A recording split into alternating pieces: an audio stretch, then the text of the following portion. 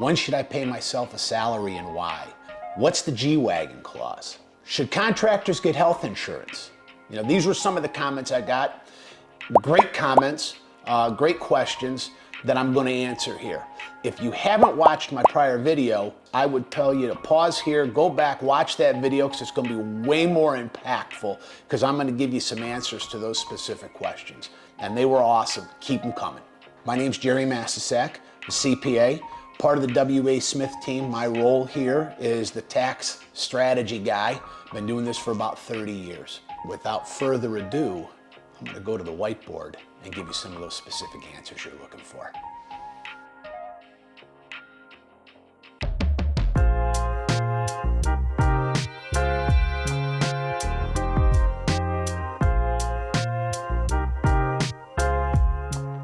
First question that I received was contractors and owners pay. How should I structure that? Why should I structure it a certain way? Can I do this in an efficient manner that's going to keep more money in my pocket and less in the government's pocket? All right, great question. Owners pay, a lot of times the driving force is going to be, hey, what do we want to do from a retirement standpoint? That's going to allow us a pretty great tax deferral if that's the option. And I'm going to get into this a little bit here in a little detail, and then I'm going to talk about each one of these options as we're moving through this list. So there are two main types of retirement plans. There's defined contribution, which most people are really familiar with. Those, in essence, define what the contribution amount that you can put in there based on a percentage of pay or a flat dollar amount, okay? Your simples, your SEPs, your 401ks.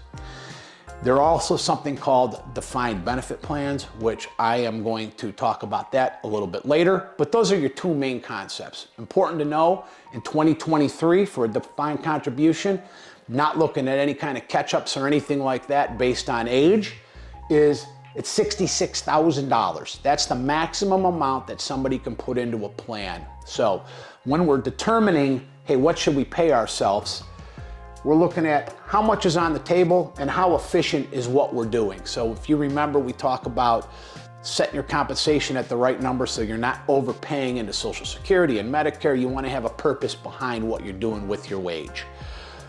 So you've got a simple, you've got a SEP, and you've got a 401k are your three main ones. Each one of them have different limitations. Each one of them are funded a little bit differently. A simple is a flat dollar amount limitation. It has a 3% employer match. And remember, if you're a contractor, you're the employee and the employer. There's a SEP, which that's a 25% limitation. That allows you to get a lot closer to the $66,000 in a very easy manner. There's also something called the 401k. And even if you don't have employees, you're still eligible. It's called a solo 401k.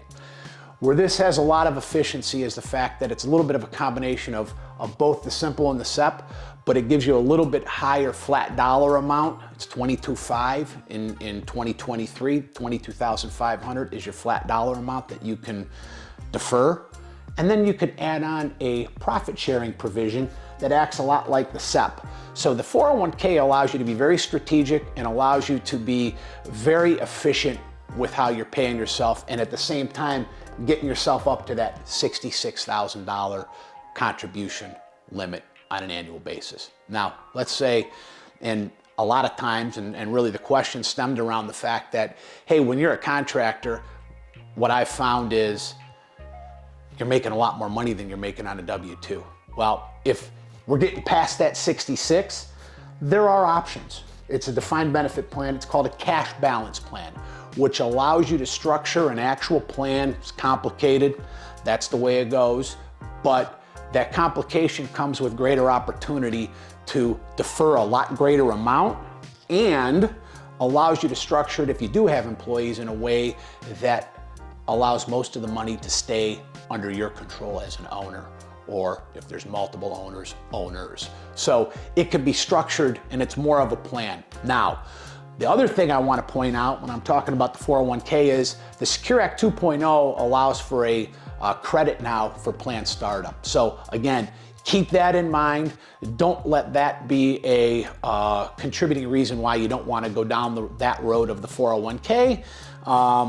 Each one of them has its pluses and minuses, and you need to assess that, talk to your professional, but hopefully that helped. Hopefully that answers your question on what's available from a retirement plan standpoint, and also why you should set your compensation or your pay at a certain level. All right, now I'm going to talk about the G-Wagon Clause, the next question that we received.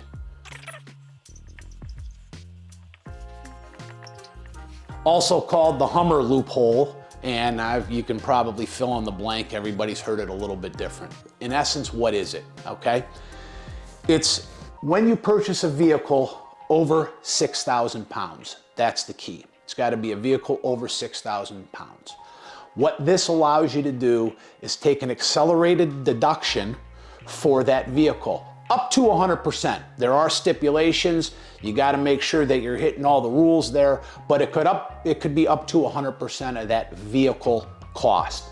It's actually done through Code Section 179, which is a fancy way of saying you're writing off the whole purchase all at one time, or a percentage of the purchase all at one time. There are some rules behind that Section 179 that are general rules, not necessarily specific to the G-Wagon Clause, because this Section 179 can be used for all types of business assets. It could be office furniture, it could be equipment, it could be computers, it could be used for anything here. Specifically, this question was with the G-Wagon Clause, but I just want to point that out, that this is available for anything. It does not have to be depreciated. It's the full deduction right now. But in order for that to be the case, it's got to be over 50% business usage. If it's not going to work.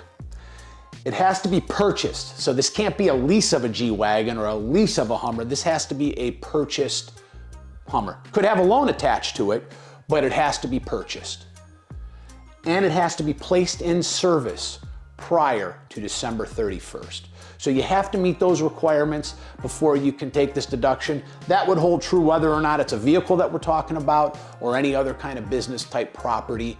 Like I say, computers, shelving, desks, you name it, printers, whatever that case is. So hopefully that helped. Hopefully that explained that G-Wagon Clause for you.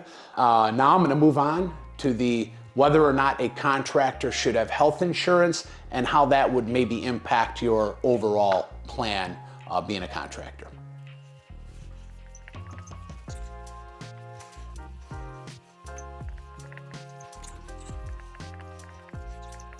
Should a contractor have health insurance? And my answer to that is absolutely yes, and absolutely that should be part of your decision making when you're looking at apples to apples. And I'm going to digress a little bit off of that question to just say, when you're in negotiations as a contractor, this is something that you want to have an answer to so that you can put this into your negotiation so that it's apples to apples for you, right? Because if you're not an employee, you're not eligible for employee benefits at that point. If you're self-employed, you're the employer and the employee, and you're the one that's going to be responsible for those employee benefits, all right? So specific to health insurance, okay? What are your options, okay? Can you be included on a spouse's? If you're married, you might be able to be included on a spouse's plan. You might have to go to the marketplace. If you do go to the marketplace, at that point you have options. So we talk about Rich being in control. So you're in control of this decision for yourself and where you need to be. Everybody's different. Everybody's medical is a little bit different.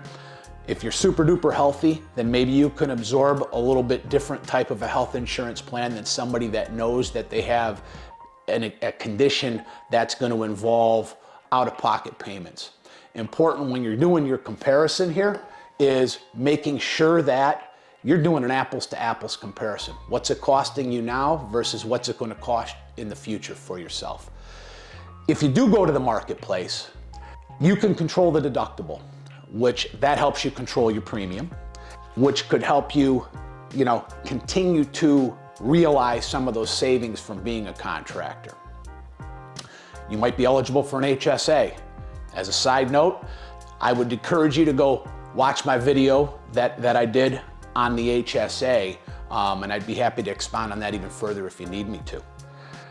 Also important to know that there are subsidies available based on income level. So if you are in the marketplace, there's subsidy opportunity, which you're going to want to make sure you know those answers to as it relates to your health insurance.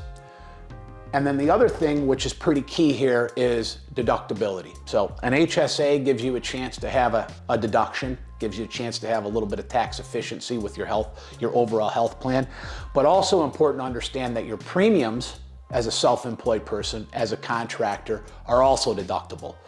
If you're an employee and you're paying anything out of pocket from a premium standpoint, chances are that's not a deduction for you. This allows a deduction as a contractor, allows a deduction on the front page, all right? So when you're going through it, important again, I'm gonna come back to apples comparison. Make sure you know what you're dealing with. Super important that you have a plan, super important to know what you're getting into, because again, this could help you in negotiations with whoever you're talking about that's gonna be paying you as the contractor. All right, hopefully that helped. Hopefully that answered some of these burning questions. Keep checking back on the page here. Hit the like, leave me a comment. Make sure you're checking that notification box. And in the meantime, I hope you're saving on your taxes, and I can't wait to see you again.